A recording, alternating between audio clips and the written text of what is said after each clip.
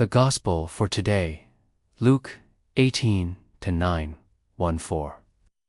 Jesus addressed this parable to those who were convinced of their own righteousness and despised everyone else. Two people went up to the temple area to pray. One was a Pharisee, and the other was a tax collector. The Pharisee took up his position and spoke this prayer to himself. "O God, I thank you that I am not like the rest of humanity, greedy, dishonest, adulterous, or even like this tax collector. And I pay tithes on my whole income." But the tax collector stood off at a distance and would not even raise his eyes to heaven, but beat his breast and prayed, "O God, be merciful to me, a sinner." I tell you, the latter went home justified, not the former. For whoever exalts himself will be humbled, and the one who humbles himself will be exalted. In today's world, image and recognition often matter more than character. Social media rewards the loud, the proud, and the self-promoting. We post our achievements, display our generosity, and sometimes even our holiness. Yet, Jesus reminds us today that God does not measure greatness by visibility.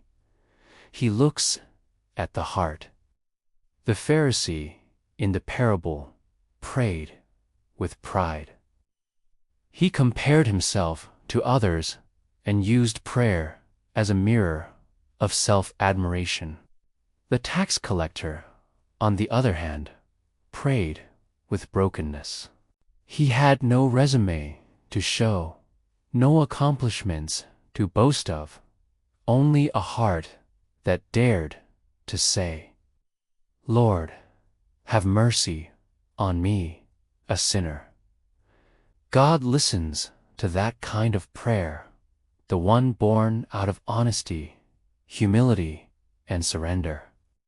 When we stop pretending to be perfect and start admitting that we need God, that's when grace truly enters.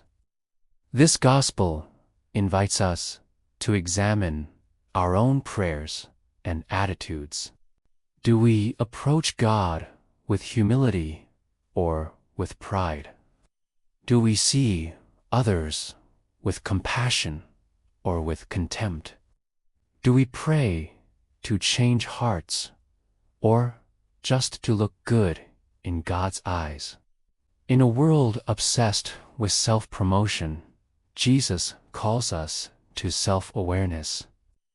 He reminds us that humility isn't weakness, it's truth. To be humble is to see ourselves as we really are, loved, imperfect, and constantly in need of mercy. May we learn to pray, not to impress, but to be transformed. May our hearts echo the prayer of the tax collector, "O God, be merciful to me, a sinner."